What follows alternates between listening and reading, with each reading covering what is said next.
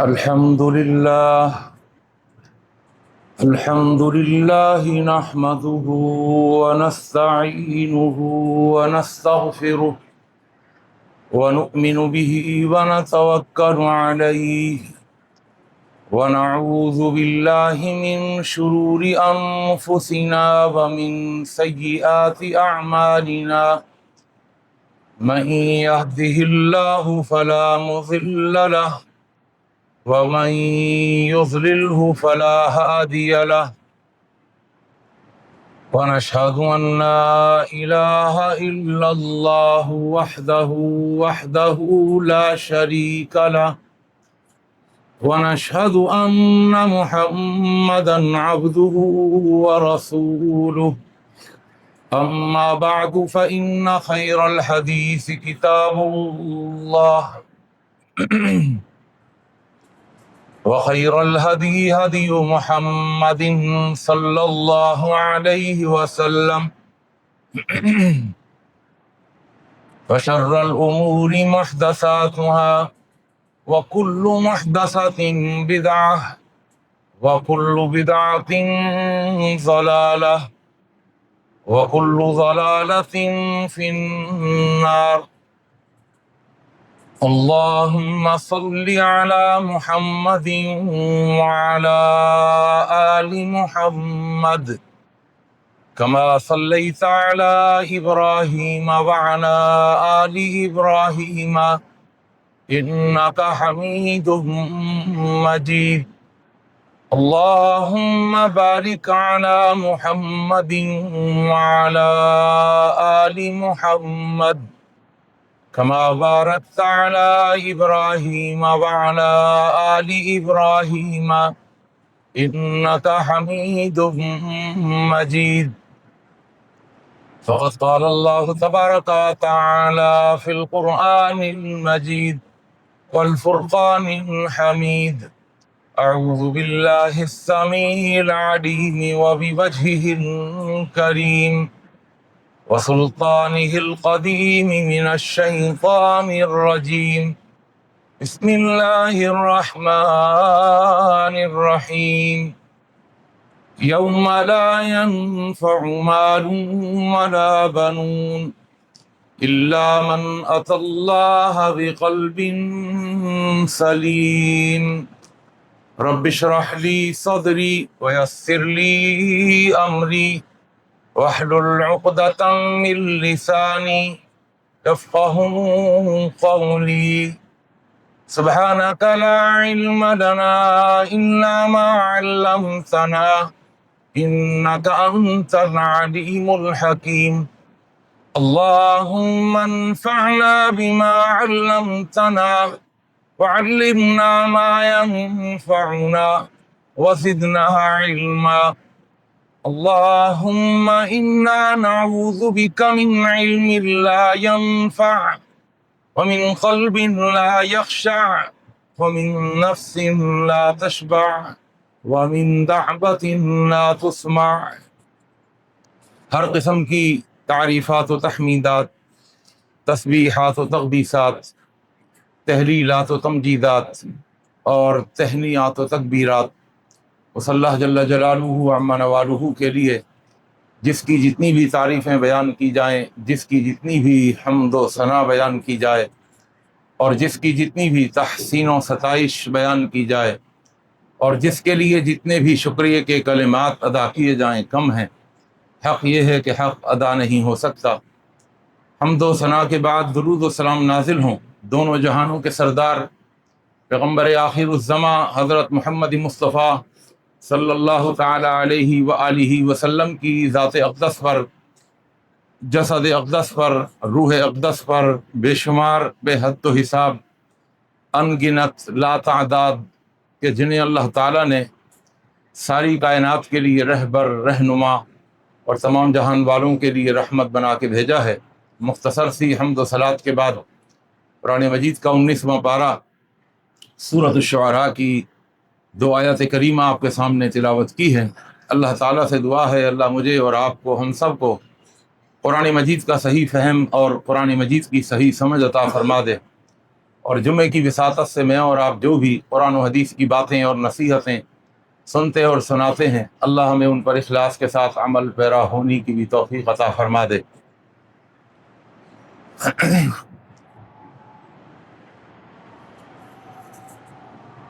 انسان کا ایک ظاہر ہے اور ایک انسان کا باطن ہے۔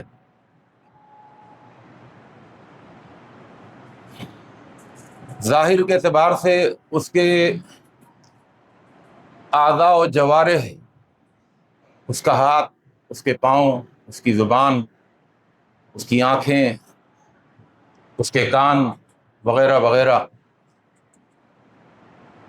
ظاہری اعتبار سے اس کے اعضاء و جوارح کے کچھ افعال ہیں، اعمال ہیں، اچھے بھی برے بھی۔ آنکھ کا عمل اچھا بھی ہے برا بھی ہے، کان کا عمل اچھا بھی ہے برا بھی ہے، ہاتھ کا عمل اچھا بھی ہے برا بھی ہے، پاؤں کا عمل اچھا بھی ہے برا بھی ہے۔ لیکن یاد رکھیے گا کہ انسان کے افعال و اعمال صرف ظاہری اعضاء اور جوارح سے ہی سرزد نہیں ہوتے، بلکہ انسان کے باطن یعنی انسان کے دل کے بھی کچھ افعال ہیں، کچھ اعمال ہیں، اور دل کے افعال و اعمال بھی دو طرح کے ہیں، اچھے بھی برے بھی۔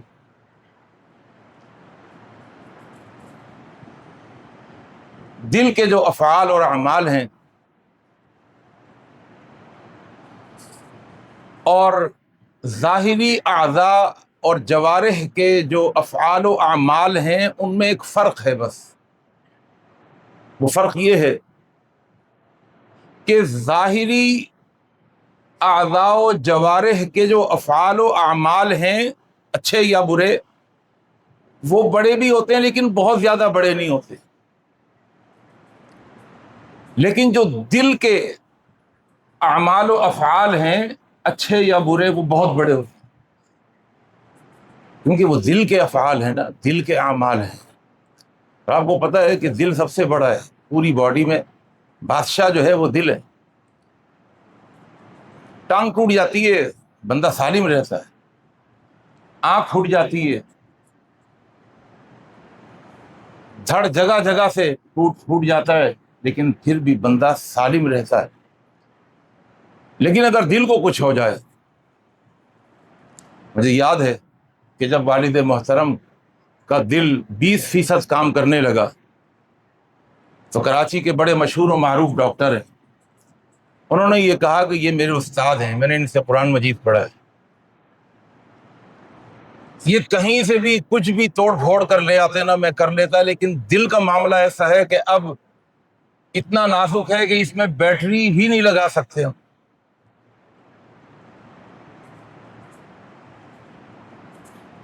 ان کا بائی پاس بھی نہیں کیا جا سکتا، یہ 20% کام کر رہا ہے، دل کو نہیں چھیڑ سکتے، اس 20% پر ہی ان کو لے کے چلنا ہو۔ بہرحال یعنی دل کا معاملہ ایسا ہے، وہ کہنے لگے دل آدمی اپنا اسٹرانگ رکھے، دل کوشش کرے کہ 100% پر کام کرے، تو دل چونکہ بادشاہ ہے تو اس کے کام بھی بادشاہوں والے ہیں۔ دل کا اگر عمل ہے اور وہ اچھا نہیں ہے، برا ہے، گناہ والا ہے، چھوٹا سا ہے، لیکن ہے وہ بڑا، کیونکہ دل کا ہے، اس کا تعلق دل سے۔ مثلا اللہ کے رسول صلی اللہ علیہ وسلم کی حدیث ہے، لا يدخل الجنت انسان، وہ انسان جنت میں داخل نہیں ہوگا، فی قلبہ، جس کے دل کے اندر ایک گناہ ہے۔ گناہ کیا ہے؟ مثقال حبۃ من خردل من کبر، رائی کے دانے کے برابر تکبر۔ یہ تکبر ہے لیکن کتنا ہے؟ بہت زیادہ نہیں، تھوڑا سا تکبر ہے، اور ہے بھی رائی کے دانے کے برابر، لیکن چونکہ اس کا تعلق دل سے ہے تو دل کا عمل اچھا ہو یا برا ہو ہوتا بہت بڑا ہے۔ دل کے افعال و اعمال بڑے ہوتے ہیں۔ اللہ ہم کو تکبر سے بچائے۔ دل کا ایک اور عمل ہے اچھا عمل، اللہ سے دعا ہے یہ اچھا عمل ہمارے دل کے اندر پیدا فرما دے. اس کا تعلق دل سے ہے. وہ ہے اللہ کا ڈر، اللہ کا خوف، اللہ کی خشیت.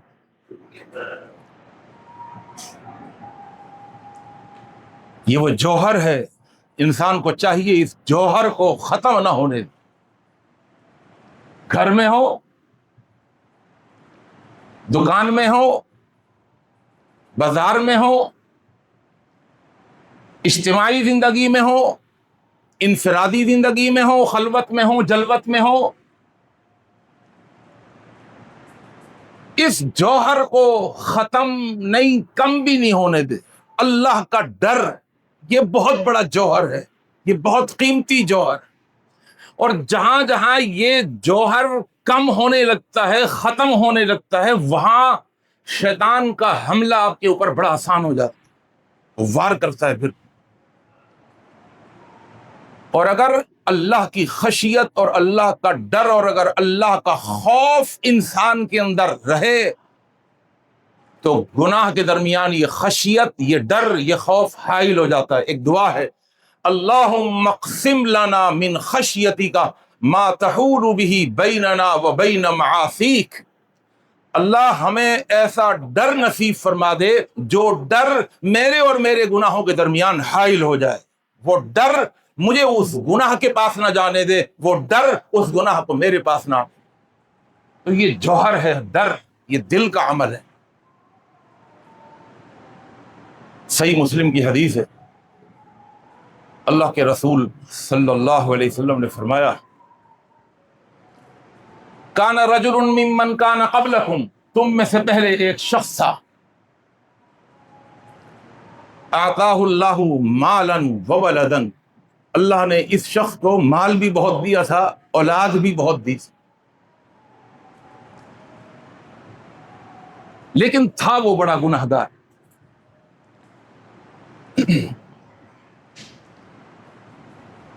لم یعمل خیرا، اچھے عمل نہیں کیے، الا التوحید، ہاں تھا وہ موحد، تھا وہ موحد، اللہ نے توحید کی نعمت کے ساتھ رکھے مرتے دم تک، لیکن اس کی جوانی گناہوں میں گزر گئی، اس کا بڑھاپا بھی گناہوں میں گزرتا رہا. لیکن ایک دن اس کے دل میں یہ جوہر پیدا ہو گیا، اللہ کا ڈر اور اللہ کا خوف پیدا ہو گیا، اور وہ اپنی گزری ہوئی، اس نے اپنی جوانی پر نظر ڈالی تو وہ گندی ہی گندی، اس میں پلیدگی کے علاوہ، نجاست کے علاوہ، غلاظت کے علاوہ کچھ نہیں نظر آ. اس نے اپنے بڑھاپے کو دیکھا تو بڑھاپے میں بھی گناہوں کی آلودگی، گناہوں کی نجاست اور غلاظت اور آلودگی، اس کو وہ بدبو ہی بدبو نظر آئی. مال بہت تھا، دولت بہت تھی، اولاد بھی بہت تھی، عزت بھی بہت تھی.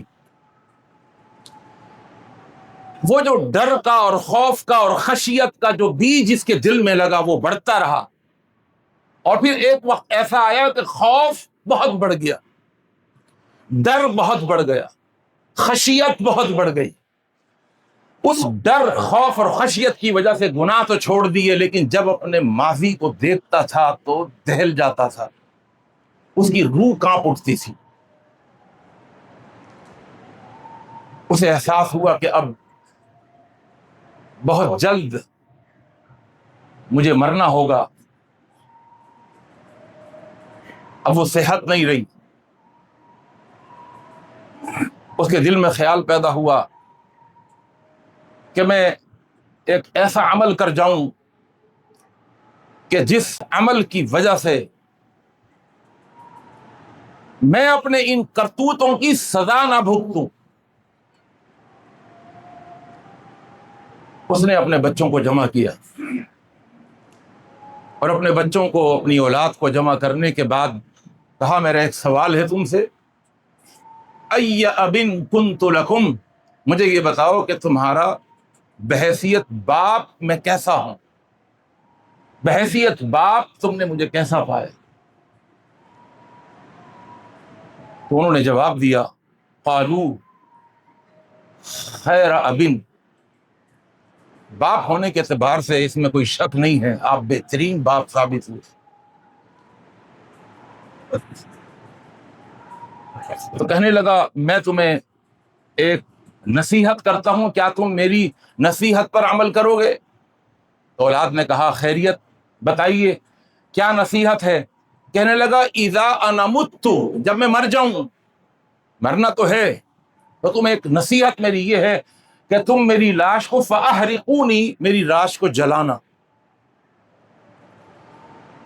اور ہلکا پھلکا نہیں جلانا، اتنا جلانا، اتنا جلانا حتی اذا صرت فحما، میری لاش کے اندر سے جو آلائشیں ہیں، جو پانی ہے، جو خون ہے، جو رطوبت ہے، وہ ساری رطوبت خشک ہو جائے اور میں بالکل کوئلے کی شکل اختیار کر لے میری لاش، کوئلہ۔ آپ کو پتا ہے جب رطوبت ختم ہو جائے تو وہ وزن کم ہو جاتا ہے، میری لاش پوری کوئلے جیسی بن جائے، بالکل اس میں کوئی رطوبت نہ ہو، بالکل سوکھا ہوا کوئلہ بن جائے۔ اور جب وہ سوکھا ہوا کوئلہ میری لاش بن جائے تو پھر دوسرا کام یہ کرنا ہوگا، ثم مسحقونی، پھر میری لاش کے ٹکڑے کرنا، چھوٹے چھوٹے ٹکڑے کر دینا، کوٹنا، ان کو کوٹنا، اور جب وہ چھوٹے چھوٹے لاش ٹکڑوں میں تبدیل ہو جائے تو ایک کام پھر یہ کرنا ہوگا، ثم طحنونی، پھر اس کو پیسنا، اور اتنا پیسنا یہاں تک کہ میری لاش کا پاؤڈر بن جائے، جسے ہم راکھ کہتے ہیں۔ آپ کو پتا ہے کہ کوئلے کا پھر وزن ہوتا ہے، لیکن جب کوئلہ ہم باربیکیو میں جلا لیتے ہیں اور اس کے اندر سے آکسیجن ختم ہو جاتی ہے، پھر وہ وزن اس کا اور کم ہو جاتا ہے، پھر وہ بالکل راکھ بن جاتا ہے کوئلہ، پھر اس کا وزن نہیں ہوتا۔ جب میری لاش راکھ میں تبدیل ہو جائے، فَاجْعَلُوهُ نِصْفَيْنِ، تو اس راکھ کو 2 حصوں میں تقسیم کر دینا۔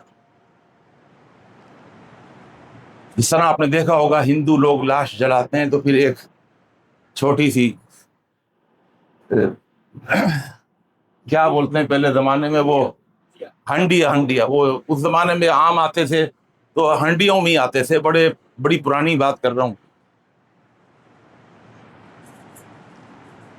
اللہ اکبر، مٹی کی ہنڈیاں ہوتی تھی، تو میری لاش کو 2 حصوں میں تقسیم کر دینا، نصف فی البحر، آدھی راکھ میری لینا اور سمندر کے پاس جا کر سمندر کی موجوں کے حوالے کر دینا، اس کی راکھ کو وہاں پانی میں ڈال دینا، وہ تحلیل ہو جائے، اور جو آدھی راکھ ہے اس کو سنبھال کے رکھنا، اذا کان ریح عاصف، اور انتظار کرنا جس دن تند و تیز باولی ہوا چلے، ہواؤں کے جھکڑ چلیں، تو اس وقت تمہیں یہ کرنا ہوگا کہ فرتقوا فوق قلت جبل، تم جوان بچے ہو، اس راکھ کو لے کر پہاڑ کی چوٹی کے اوپر چڑھنا، پہاڑ کی چوٹی پر جا کر پھر میری راکھ کو وہاں ہواؤں میں اڑا دینا، آدھی راکھ سمندر کے پانی میں تحلیل ہو جائے اور آدھی راکھ تند و تیز باولی ہواؤں کے اندر منتشر ہو جائے۔ اولاد نے پوچھا ابا جان خیریت تو ہے، ایسی عجیب و غریب نصیحت کیوں کر رہے ہیں؟ تو اس نے جواب دیا لئن قدر علی ربی، یہ میں اس لیے کر رہا ہوں، میں یہ چاہتا ہوں کہ میں اللہ کی قدرت سے نکل جاؤں، اللہ کی دسترس سے نکل جاؤں، اللہ کی اپروچ سے نکل جاؤں۔ لئن قدر علی ربی، اس لیے کہ اگر میرے رب نے مجھ پر قدرت حاصل کر لی،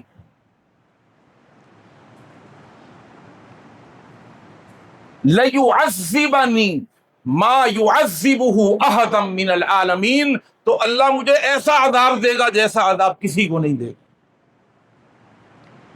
ایسے گناہ کیے۔ اور اس کے بعد فَأَخَذَ مِيثَاقَهُمْ، اس نے کہا ایسے نہیں، تحریر لاؤ، دستخط کرو، میری اس وصیت پر نصیحت پر عمل کرو گے۔ اولاد نے دستخط کر دیے، عہد و پیما کر لیا. اس کے بعد ففعلوا ذلک، باپ کا جب انتقال ہوا تو اولاد نے بالکل ویسا ہی کیا نصیحت اور وصیحت کے مطابق. جیسے ہی اس کی وہ بچی ہوئی آدھی راکھ، وہ تو انتظار کر رہے تھے ہواؤں کا، آدھی تو ڈال چکے تھے سمندر میں، آدھی راکھ جب پہاڑ پر چڑھ کر، پہاڑ کی چوٹی پر چڑھ کر جب وہ راکھ ہوا میں اڑا دی تو اللہ کے رسول حضرت محمد مصطفیٰ صلی اللہ علیہ وسلم نے فرمایا فَأَمَرَ اللَّهُ الْبَرَّ وَالْبَحْرَ فَجَمَعَهُ، اللہ نے اسی لمحے،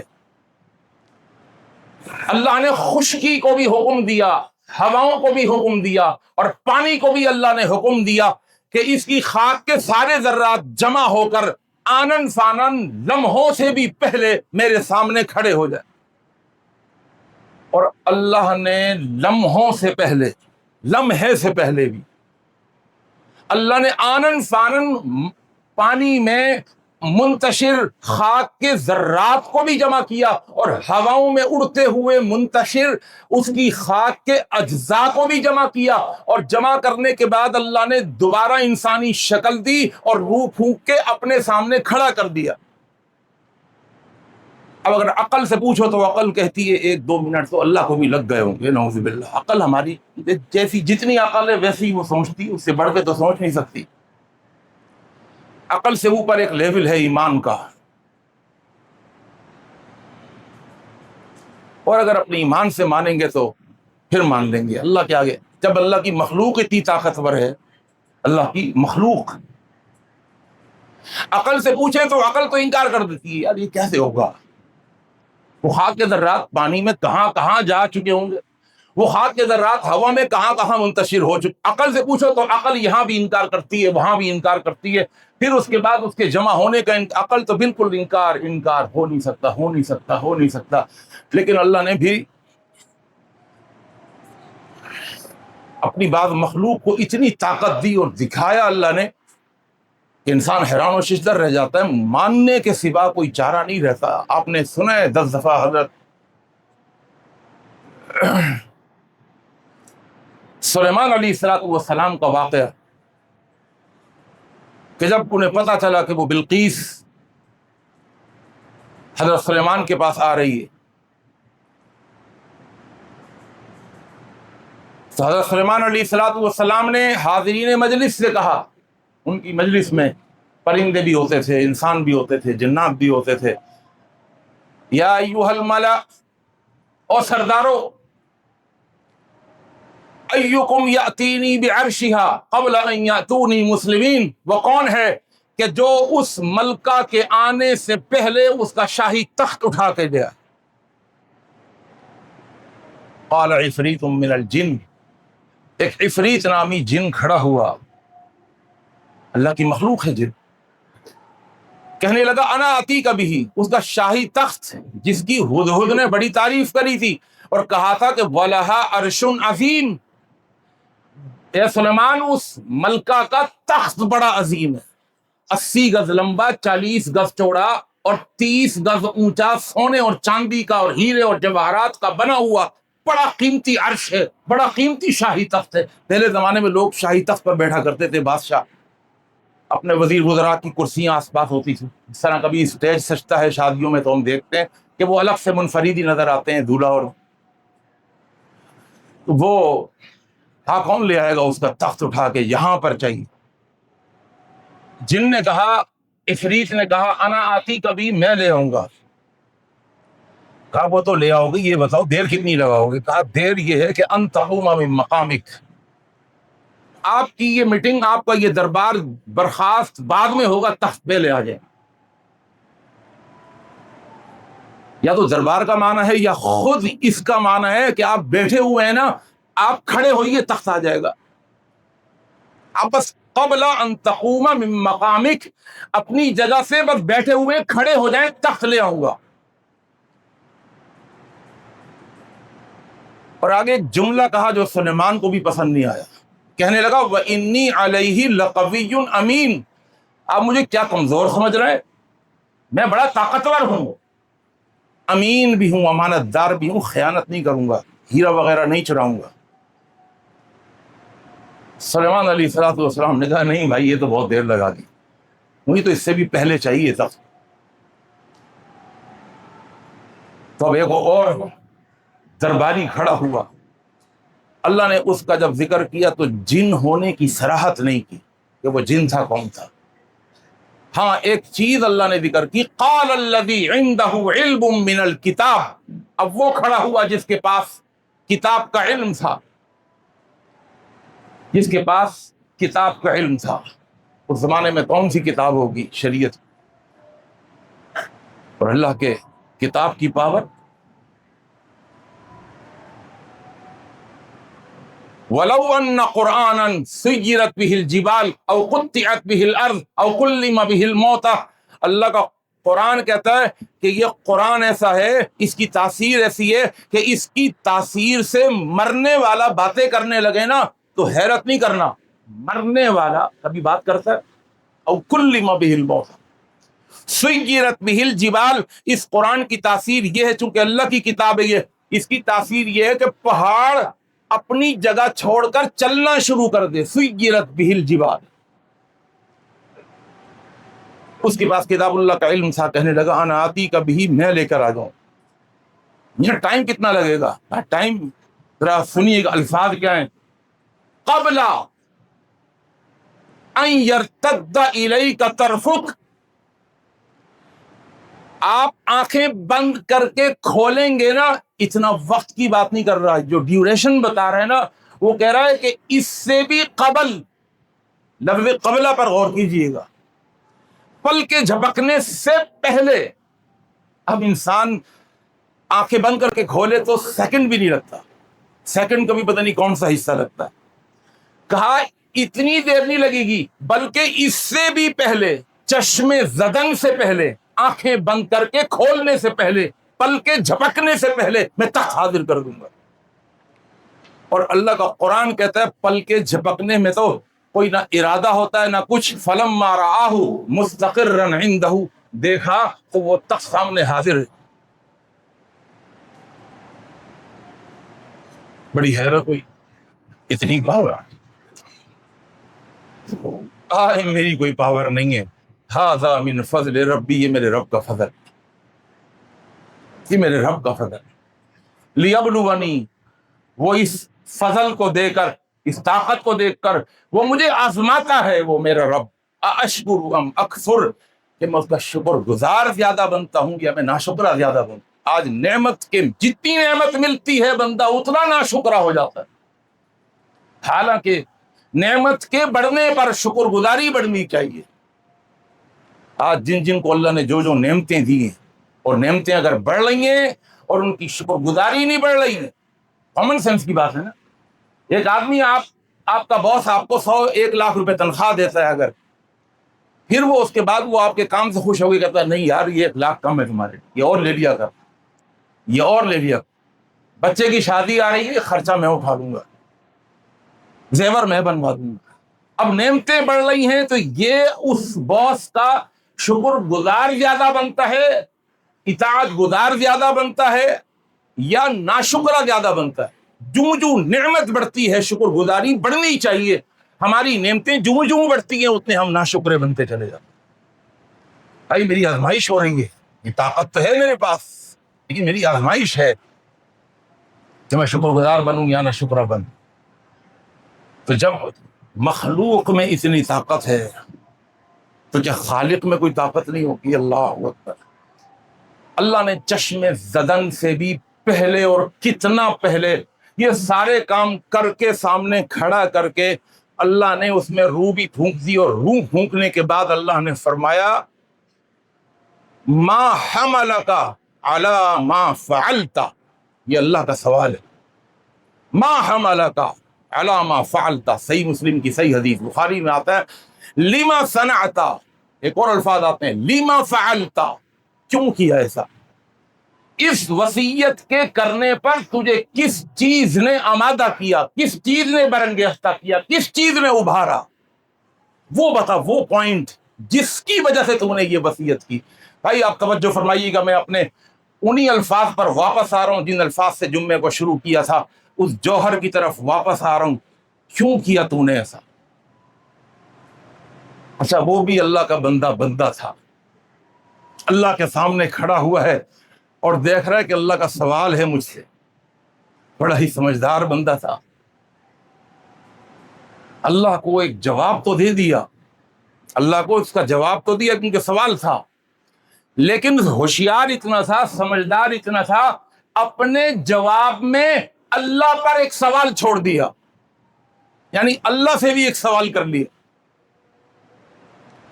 یہ بندے کی بھی یہ بھی اللہ نے ہوشیاری دی، سمجھ لی. اس نے کہا اچھا کیوں کیا؟ آپ مجھ سے پوچھ رہے ہیں. من خشیتی کا یا رب وانت اعلم، یہ وانت اعلم، اللہ یہ میں نے کیوں کیا اس کا مجھے علم ہے، لیکن اس کو میں نے کیوں کیا، اس کا جتنا میرے پاس علم ہے، اس علم سے بڑھ کر، میرے علم سے بڑھ کر کہ میں نے کیوں کیا، وہ تیرے پاس علم ہے. تجھے پتا ہے، مجھ سے زیادہ پتا ہے کہ میں نے کیوں کیا. اللہ اکبر. مجھے اپنے کیے کا، کرنے کی وجہ کا اتنا پتہ نہیں ہے جتنا تجھے پتا ہے، اور میں بتا دوں جتنا مجھے پتا ہے میں نے تو اس لیے کیا مخافتک یا رب، تیرے ڈر کی وجہ سے، تیرے خوف کی وجہ سے. وانت اعلم، اور آپ مجھ سے زیادہ جانتے ہیں پھر بھی پوچھ رہے ہیں کہ کیوں کیا. اللہ اکبر. اللہ نے اس کا جواب سنا تو اللہ نے کہا میں نے تیرے اس عمل کی وجہ سے تجھے بخش دیا، میں نے تجھے معاف کر دیا. اب یہاں پر محدثین حضرات نے بہت ساری بحث شروع کی ہے، اس بحث کا وقت نہیں ہے، میں صرف تھوڑا سا ایک اشارہ کر دوں. ایک بحث یہ شروع کی ہے کہ اللہ نے اس کو معاف کر دیا، حالانکہ اس کی نمبر ایک، اس کی زندگی کے اندر، پوری زندگی کے اندر گناہ ہی گناہ. اللہ نے اس کو معاف کر دیا، ایک تو زندگی بھر کے گناہ پلس ایک ایسا گناہ جو اس کو کفر تک لے جاتا ہے، وہ ہے اللہ کی قدرت کا انکار. اس نے کہا تھا نا لئن قدر علی ربی، اے میرے بچوں وصیت اس لیے کر رہا ہوں اگر میرا رب مجھ پر قدرت حاصل کر لے گا نا، یعنی اس نے کہا میں ایسا کام کر لوں اللہ کی قدرت سے نکل جاؤ. یہ اللہ کی قدرت کا انکار بھی ہے. اللہ تو علی کل شیء قدیر ہے. ایک مومن کا یہ عقیدہ ہے کہ اللہ علی کل شیء قدیر ہے، لیکن اس نے اللہ کی قدرت کا انکار کر دیا اپنے عملی رویے سے. اللہ کی قدرت سے نکل جاؤ، اللہ کو قدیر نہیں مانا، یہ کفری عمل ہے. زندگی بھر کے گناہ پلس ایک کفری کام، پلس مرنے کے بعد دوبارہ زندہ ہونے کا انکار، جس کو بعث بعد الممات کہتے ہیں. مرنے کے بعد، وہ تو کہہ رہا نا اللہ کی قدرت سے ہی نکل جاؤں، یعنی مرنے کے بعد، فنا ہونے کے بعد اللہ میری فنا کو دوبارہ وجود نہ دے سکے، مرنے کے بعد میں دوبارہ زندہ نہ ہو جاؤں، تو یہ بھی کفریہ کام. تو گناہ ہی گناہ، کفریہ گناہ، پھر کفریہ گناہ، اور اللہ نے اسے بخش دیا. اس کا بڑا پیارا جواب دیا ہے محدثین.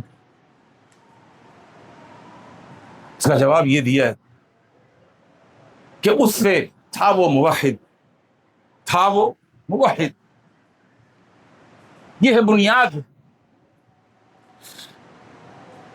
اس نے جو کفریہ کام کیا باقاعدہ وصیت کر کے کیا، باقاعدہ لکھوا کے کیا، عہد و پیمان لے کر وہ وصیت والا کفریہ کام کیا. لیکن کیوں کیا؟ حقیقی طور پر نہیں کیا، ظاہری طور پر اس سے یہ کام سرزد ہو گیا.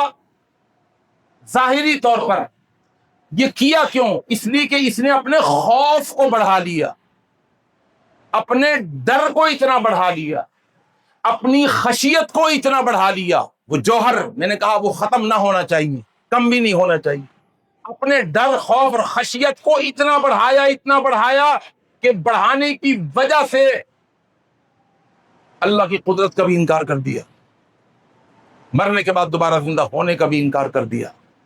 اب اس کو کچھ کنفیوژن رہ گئی ہوگی، میں ایک مثال سے آپ کو اگر سمجھانا چاہوں اللہ کی توفیق سے، تو امید ہے کہ آپ بڑی آسانی سے سمجھ لیں گے کہ خوف جب بڑھ جائے، جب خشیت بڑھ جائے، تو انسان کا جو عمل ہوتا ہے وہ عقل کے خلاف ہوتا ہے۔ اس کی مثال یہ ہے کہ اگر آپ افریقہ کے جنگلات میں جائیں سیاحت کے لیے، گیا تو کوئی بھی نہیں ہوگا مجھ سمیت، لیکن کچھ لوگ جاتے ہیں سیاحت کے لیے، وہاں پر جو ٹورسٹ ہوتا ہے وہ اپنی گاڑی میں بٹھا کے آپ کو پوری ہدایات دے دیتا ہے، بھائی یہاں نہیں نکلنا، جہاں کہوں گا وہاں نکلنا گاڑی سے، اور بہت سنبھل کر کے۔ اگر آپ کوئی شخص جنگلات کے اندر گاڑی سے باہر نکل جائے اور وہاں کا نظارہ کر رہا ہو، اور ایک ببر شیر دوڑتا ہوا اسپیڈ سے اس کی طرف بڑھ رہا ہو اور اسے پتہ نہ ہو، بھائی میں مثال دے رہا ہوں اس واقعے کی، اس پوائنٹ کو سمجھانے کے لیے۔ خوف کا بڑھ جانا اور پھر خوف کے بڑھ جانے پر انسان کا ایک عمل اس سے سرزد ہو جانا، اس پوائنٹ کو سمجھانے کے لیے میں مثال دے رہا ہوں۔ ببر شیر آ رہا ہے، اس کے پیچھے سے اس کو پتہ ہی نہیں، اس کو پتہ کب چلا؟ جب بالکل 2 میٹر کے فاصلے پر وہ دوڑتا ہوا ببر شیر 2 میٹر کے فاصلے پر رہ گیا۔ اب جو اس کی نگاہ پڑتی ہے تو اس کو 100% یقین ہوتا ہے کہ میں نے مرنا ہے۔ بھائی توجہ چاہتا، اس کو 100%، 99% نہیں، اس کو 100% یقین ہوتا ہے کہ یہ مجھے دبوچ لے گا۔ شیر دوڑتا ہوا آ رہا ہے اور میں تو ابھی کھڑا ہوا ہوں، میں تو ابھی بھاگنے کی پوزیشن میں بھی نہیں ہوں، اور اتنا قریب آ گیا کہ اس کی ایک جمب کے اوپر میں کھڑا ہوا ہوں، اس کیفیت کے اندر کہ 100% اس نے مرنا ہے۔ اس کے باوجود وہ دیکھتے ہی وہ بھاگنے کی کوشش کرتا ہے۔ یہ ہے پوائنٹ، جو بھاگنے کی، کتنا بھاگے گا وہ؟ 4 میٹر نہیں، 1 میٹر بھی نہیں بھاگ سکتا، اتنا قریب ہے، اور وہ زیادہ سے زیادہ 1 قدم اٹھائے گا، 2 قدم اٹھائے گا، لیکن وہ اٹھاتا ہے۔ کیوں اٹھاتا ہے؟ باوجود اس کے کہ مر جاؤں گا، باوجود اس کے کہ وہ مجھے پکڑ لے گا، وہ دبوچ لے گا، لیکن پھر بھی وہ بچنے کی کوشش کرتا ہے کہ یار میں بھاگوں، میں بچوں، حالانکہ اس کو پتا ہے کہ بچ نہیں سکتا۔ اس کا خوف اتنا بڑھ جاتا ہے کہ وہ بھاگنے لگتا ہے۔ یہ ہے اللہ کا وہ بندہ کہ جس نے اپنے خوف کو اتنا بڑھایا، اللہ کے ڈر کو اتنا بڑھایا کہ اس کی عقل نے کام کرنا چھوڑ دیا۔ اس نے کہا میں کوئی ایسا کام کر لوں بس جلدی سے کہ بچ جاؤں۔ تو اس سے ایک غلطی سرزد ہو گئی، وہ غلطی اس کو کفر تک لے جاتی تھی، لیکن وہ کس وجہ سے ہوئی؟ اس کے خوف کی وجہ سے، اس کی خشیت کی وجہ سے۔ اور اس نے کہا اللہ یہ کام تو کر کے آیا ہوں، لیکن تو جانتا ہے کیوں کیا، وانت اعلم، اور تجھے زیادہ پتا ہے کیوں کیا۔ میرا خوف بڑھ گیا تھا، میری خشیت بڑھ گئی تھی، جس کی وجہ سے مجھے ایسا عمل کرنا پڑا۔ اللہ تعالیٰ سے دعا ہے اللہ ہمیں دل کے وہ عمل کرنے کی توفیق عطا فرمائے جو عمل خود بھی عظیم ہوتے ہیں، اور ان عمل کے کرنے والا بھی وہ عظیم ہو جاتا ہے، وہ بھی بڑا ہو جاتا ہے۔ اقول قولی ھذا استغفر اللہ لی ولکم اجمعین۔ الحمد للہ نحمده ونستعینه ونستغفره ونؤمن به ونتوکل علیہ ونعوذ باللہ من شرور انفسنا ومن سیئات اعمالنا، من يهده الله فلا مضل له ومن يضلل فلا هادي له، ونشهد ان لا الہ الا اللہ وحدہ لا شریک له ونشهد ان محمدا عبدہ ورسولہ۔ میں مسجد میں آیا تو یہ ایک سوالات کی ایک پرچی مجھے دی گئی کہ ان کے جوابات دے دیں۔ میں نے اپنے جمعے کو مختصر کر کے کوشش یہ کر رہا ہوں کہ 1 منٹ اوپر ہو گیا، انشاءاللہ 1-2 منٹ میں ان سوالات کے جوابات کی طرف اشارہ کروں گا۔ پہلا سوال یہ ہے کہ اسلام میں مجلس شورا کیوں ضروری ہے؟ دیکھیے، مجلس شورا کا مطلب یعنی ایسی مجلس، ایسی محفل کہ جہاں پر معتمد لوگ بیٹھ کر وہ مشاورت سے اپنے کام کریں، یہ مطلب ہوتا ہے، ایک دوسرے کی مشاورت سے کام کریں۔ اور مشاورت اتنی ضروری ہے کہ قرآن مجید میں اللہ نے اپنے نبی کو، وہ نبی کہ جس پر قرآن اتر رہا تھا، جس پر جبرائیل آ رہے تھے، جس پر اللہ کی وحی اتر رہی تھی، اللہ ہدایات دے رہا تھا نبی کو کام کیسے کرنا ہے، کیسے آگے بڑھانا ہے، لیکن جب نبی کے ساتھ کچھ لوگ جڑ گئے تو اللہ نے مشاورت کی اہمیت کو بتانے کے لیے اپنے نبی کو بھی حکم دیا کہ آپ کا تعلق اگرچہ ڈائریکٹ مجھ سے ہے، ڈائریکٹ وحی سے ہے، اس کے باوجود آپ کے لیے یہ ضروری ہے کہ آپ ان سے مشاورت کر کے پھر کوئی کام کریں۔ اور قرآن کا الفاظ ہے وَشَاوِرْهُمْ فِي الْأَمْرِ، تو قرآن کی نص صریح سے یہ بات پتہ چل گئی کہ مشاورت سے ہی سارے کام کرنے چاہیے، فرد واحد کچھ نہیں ہوتا، بلکہ مل کر مشاورت سے۔ اور موٹی سی بات ہے کہ اجتماعی کام اجتماعی انداز سے ہی ہونے چاہیے، اجتماعی کام اگر انفرادی انداز سے ہوتے ہیں تو وہ اکثر غلط ہو جاتے ہیں۔ اللہ تعالی ہمیں اجتماعی کام کو اجتماعی انداز سے کرنے کی توفیق عطا فرمائے۔ پھر یہ لکھا ہے مجلس شورا کے فیصلوں کی اہمیت۔ بھائی دوسرا سوال ہے مجلس شورا کے فیصلوں کی اہمیت۔ بھائی جب مجلس شورا کی اہمیت ہے تو اس کے فیصلوں کی اہمیت، ورنہ کوئی مجلس شورا کے افراد کی اہمیت کی بات نہیں ہو رہی، ان کے درمیان جو مشاورت ہو رہی ہے، مشاورت ہونے کے بعد جب کسی نتیجے پر پہنچ جائے وہ مجلس شورا، اس پر گفتگو کر کے جب کسی پوائنٹ پر جب متفق ہو جائیں تو یہی تو ان کا کام ہے، اسی چیز نے تو ان کو خوبصورت بنا دیا۔ اللہ کے رسول صلی اللہ علیہ وسلم مشاورت کیا کرتے تھے، سب سے مشاورت، جب قیدی آئے تو آپ نے مشاورت کی، ابو بکر سے بھی پوچھا، عمر سے بھی پوچھا، سب سے آپ نے مشاورت۔ پھر آگے فرمایا وَإِذَا عَزَمْتَ فَتَوَكَّلْ عَلَى اللَّهِ، اور جب مجلس شورا کے اندر کوئی بات طے پا جائے تو پھر فَتَوَكَّلْ عَلَى اللَّهِ۔ بہت سارے اندیشے، بہت سارے خطرات، بہت سارے خدشات انسان کو لاحق ہو جاتے ہیں، کہا فتوکل علی اللہ، کو اللہ پر بھروسہ کر لیں، اللہ کو اپنا وکیل بنا کے۔ اللہ تعالیٰ مشاورت سے کیے ہوئے کاموں میں برکت ڈال دیتے ہیں اور اللہ تعالیٰ ان کو آسان بنا دیتے ہیں۔ تیسرا سوال ہے مسجد میں روز کی بنیاد پر مرد و خواتین کا مخلوط اجتماع شریعت میں جائز ہے یا نہیں؟ دیکھیے جی، مسجد کے اندر جو مخلوط اجتماع ہے، مخلوط اجتماع کا اگر یہ معنی لیا جائے کہ جہاں مرد بیٹھے ہوئے وہیں پر عورتیں بھی بیٹھ جائیں تو اس کی تو شریعت قطعاً اجازت نہیں دیتی، لیکن اس کا یہ مطلب بھی ہرگز نہ لیا جائے کہ مسجد کے اندر عورتوں کا آنا منع ہے، ٹھیک ہے، مسجد کے اندر عورتوں کا آنا منع ہے، یہ بھی اس سے نہ سمجھا جائے۔ مخلوط اجتماع کی بات ہو رہی ہے، مخلوط کا مطلب آس پاس مرد اور خواتین سب ایک ساتھ بیٹھے ہوئے ہوں، وہ بالکل غلط ہے اور نامناسب ہے اور خلاف شرع ہے، اس سے اجتناب کرنا چاہیے۔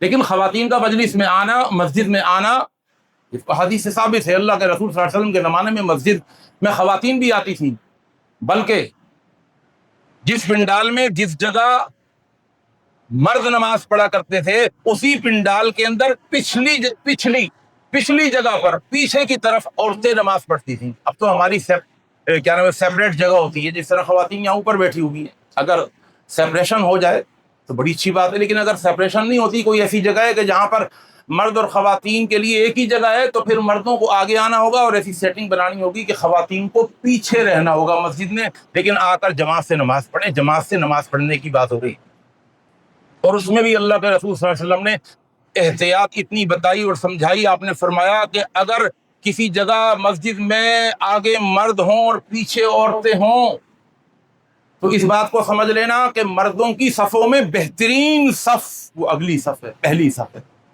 بہترین صف، پہلی صف کا ثواب ہی الگ۔ اگر لوگوں کو پتہ چل جائے کہ پہلی صف میں ملتا کیا ہے تو لوگ لڑیں، پہلے میں آیا تھا، وہ بھائی نہیں میں نے ایک پاؤں رکھ دیا تھا، وہ کہ نہیں بھائی میں پہنچ چکا تھا، جھگڑا شروع ہو جائے، پھر تم کیا کرو، پھر تم قرآن اندازی کرو، یار آصف بھائی پورا کر دیں کہ میں بیٹھوں گا پہلی صف میں یا یہ بیٹھیں گے، اگر تمہیں ثواب کا پتہ چلتا ہے۔ یہ مردوں کی صف کی، یہ مردوں کی صفوں میں پہلی صف کی بات ہو رہی ہے، اتنا اجر ثواب۔ تو آپ نے فرمایا کہ جب کسی مجلس میں، کسی مسجد میں آگے مرد بیٹھے ہوئے ہوں، پیچھے عورتیں بیٹھی ہوئی ہوں، تو آپ نے فرمایا کہ مردوں کی صفوں میں بہترین صف وہ پہلی صف ہے، اور عورتوں کی صفوں میں بہترین صف وہ پچھلی صف ہے۔ یعنی کتنا پیچھے ہونا ہے، وہ آگے بڑھنے کی کوشش نہ کریں۔ درمیان میں بچے ہونے چاہیے، درمیان میں بچے بھی ہونے چاہیے، تاکہ کسی حد تک جو ہے وہ سیپریشن ہو جائے۔ تو اس لیے ان چیزوں کا خیال رکھتے ہوئے بالکل مسجد کے اندر خواتین آ سکتی ہیں، اور اس سے بڑھ کر میں اور کچھ بیان کروں تو ابھی وقت بھی اجازت نہیں دے رہا، اور سچی بات یہ ہے کہ میری صحت بھی اجازت نہیں دے رہی، میں تقریباً 10 دن سے کافی بیمار ہوں۔ اللہ مجھے بھی صحت یابی عطا فرمائے، تمام بیماروں کو اللہ تعالیٰ صحت یابی عطا فرمائے۔ ہمارے اویس بھائی کی اہلیہ وہ بیمار ہیں تقریباً 2 مہینے سے، ان کا علاج معالجہ ہو رہا ہے، اللہ ان کو بھی اس بیماری سے نکالے، اور اللہ تعالیٰ، اور جنہوں نے دعا کے لیے کہا، جنہوں نے نہیں کہا، حضرت الامام صاحب سعد بھائی بھی بیمار ہیں، اللہ تعالیٰ ان کو بھی صحت و تندرستی عطا فرمائے۔ جنہوں نے دعا کے لیے کہا، جنہوں نے نہیں کہا، میری والدہ بھی بیمار ہیں۔ میں یہاں پر اگر پرچہ بھی لوں گا نا تو اس کے اندر جو نام آئیں گے نا، وہ کچھ لوگ پریشان ہو جاتے ہیں کہ اب یہی نام ہر جمعے سننا، یہ صحیح کیوں نہیں ہو رہی ہیں؟ بھائی اللہ سے دعا ہے، اللہ تو سب کو صحیح کر دیتا، تو عافیت دے دے، تو تندرستی دے دے۔